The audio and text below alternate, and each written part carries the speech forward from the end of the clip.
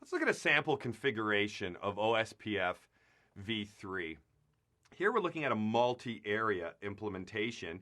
We have area 0 and we have area 1 over here. That means that branch is what type of router, folks? What type of router is it? That's right, it's an ABR, or an area border router. It has an interface in area 0, and it has an interface in another area, area 1, area 51, whatever it may be.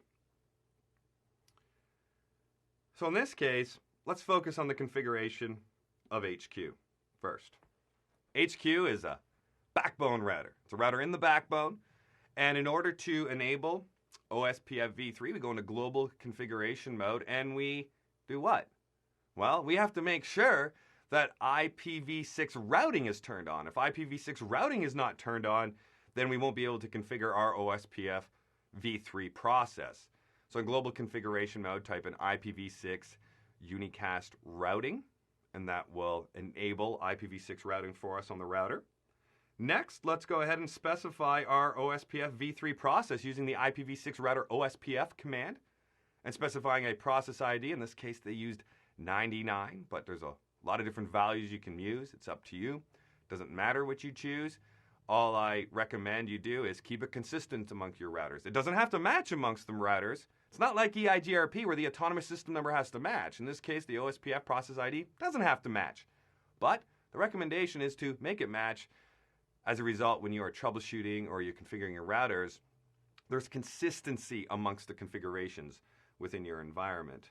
We're not running IPv4 on this particular router, so we are going to create a router ID because it's not going to be able to come up with its own router ID. So in this case, they used a router ID of 1.1.1.1. So there you go. It looks like an IPv4 address. It tastes like an IPv4 address. It smells like an IPv4 address. But no, it's just dotted decimal notation of a 32-bit number. That's all it is. Then we go to interface configuration mode.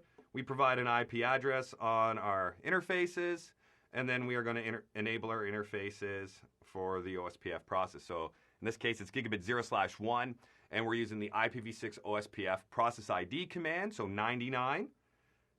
Let's make sure that they match between here and here, because we are saying this interface is participating in that specific OSPF process of 99. And then we must specify the area. What area does this interface belong to? And it's really important that we get this right, because just like with OSPF v2, if this interface is in area 0, then this interface right over here has to be in area 0 as well, or we will not form a neighbor adjacency.